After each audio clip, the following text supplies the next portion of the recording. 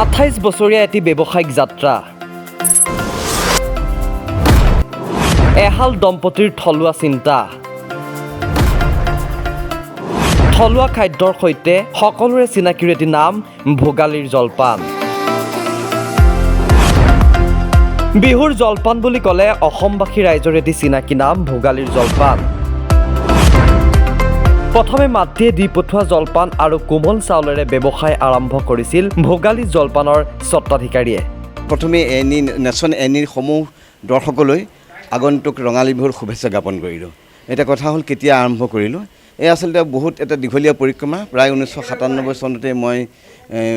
ভোগালী জলপানৰ নামাকৰণে আমাৰ অসমীয়া খাদ্য সম্ভাৰৰ যি ব্যৱসায় আৰম্ভ কৰিছিলোঁ আৰু তাতোতকৈ মানে এই ক্ষেত্ৰত মই আৰু এটা ক'ব লাগিব যে এই ব্যৱসায় আৰম্ভণিতে আচলতে মই যেতিয়া কৰোঁ নহয় তেতিয়া মোক কিন্তু মোৰ ঘৰৰ পৰা মোৰ মায়ে দি পঠোৱা জলপান কোমল চাউল আৰু সান্দহেৰে মই ব্যৱসায় আৰম্ভ কৰোঁ গতিকে মোৰ ব্যৱসায়ৰ আঁৰত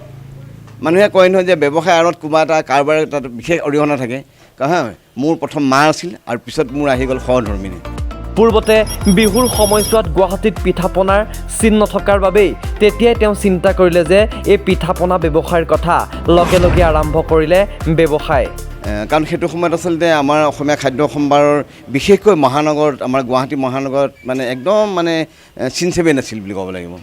কাৰণ মই এনেকুৱা এটা মাঘৰ বিহুৰ উৰুকা এটা দিনত মই যেতিয়া গুৱাহাটী মই পৰা ঘৰলৈ যাব নোৱাৰিছিলোঁ তেতিয়া মই আমাৰ গুৱাহাটীত মই ঘূৰি পেলাই দেখিছিলোঁ যে সঁচাকৈয়ে বৰ দুখ লগাৰ পৰিস্থিতি মেজিটো নায়েই আনকি মানে ক'তো পিঠা লাড়ু একোৱে মানে দেখা নাছিলোঁ তেতিয়াই মই স্থিৰ কৰিলোঁ যে নহয় এনেকুৱা এটা ব্যৱসায় কৰিব পাৰি নেকি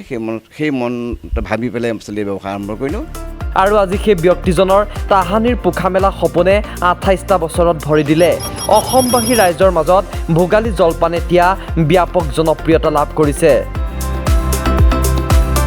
ভোগালী জলপানৰ পৰিয়ালে অসমবাসী ৰাইজক থলুৱা পৰম্পৰাগত জা জলপান দিবৰ বাবে সদায় প্ৰতিশ্ৰুতিবদ্ধ ভোগালীৰ জলপানত কেৱল জলপানেই নহয় বিভিন্ন ধৰণৰ পিঠা পনাও উপলব্ধ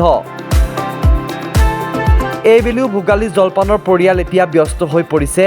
ৰঙালীক আদৰিবলৈ এতিয়া আমাৰ এই যাত্ৰাত মোৰ মানে আৰম্ভণিতে যেনেধৰণে মায়ে কৰিলে আৰু বৰ্তমান মোৰ সহধৰ্মিনীৰ প্ৰচেষ্টাত আমি এই আজি 28টা বছৰ অতিক্ৰম কৰিলোঁ অসমবাসী ৰাইজৰ মানে আদৰ তুলিবলৈ সক্ষম হৈছোঁ লগতে আমাৰ বিভিন্ন প্ৰচাৰ মাধ্যমৰ আমি মৰম স্নেহ সদায় লগ ভাগিবলৈ সক্ষম হৈছোঁ গতিকে তাৰ বাবে আপোনাক কৃতজ্ঞতা জ্ঞাপন কৰিছোঁ